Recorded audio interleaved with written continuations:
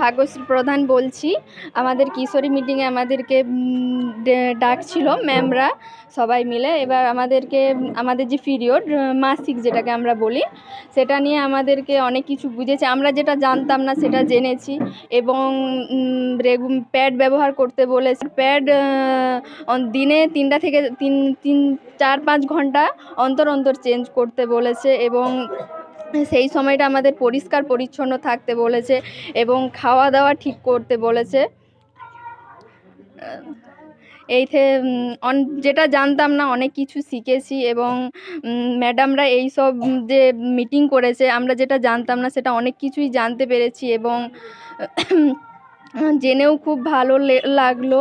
এবং আমাদেরকে অনেক সাহায্য করেছে, যেটা আমরা অনেক দিন, আমার বয়স হয়ে গেছে 18, কিন্তু আমি জানতাম না, যেটা অনেক কিছু জেনেছি ম্যাডামদের থেকে। নমস্কার।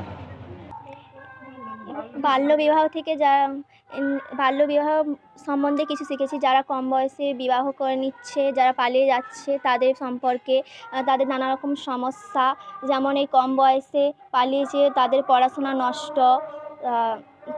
নষ্ট,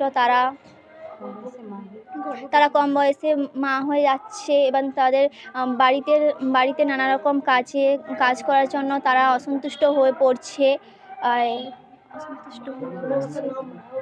আর কম বয়সে প্রেগনেন্সি হওয়ার পর তারা কোনো মা কম বয়সে মারাও যাচ্ছে। এই যে তারা শিশু জন্ম দিচ্ছে, তাদের সেই শিশুদের কম পুষ্টি, তাদেরও নানা রকম রোগ আক্রান্ত হচ্ছে, যার কারণে বলা যাচ্ছে যে এই কম বয়সী মেয়েদেরকে বিবাহ করতে না। এই বিবাহ করলে তাদেরকে প্রতিবাদ করতে হবে, তারা 18 কিংবা 19-এর আগে একদমই বিবাহ না করে।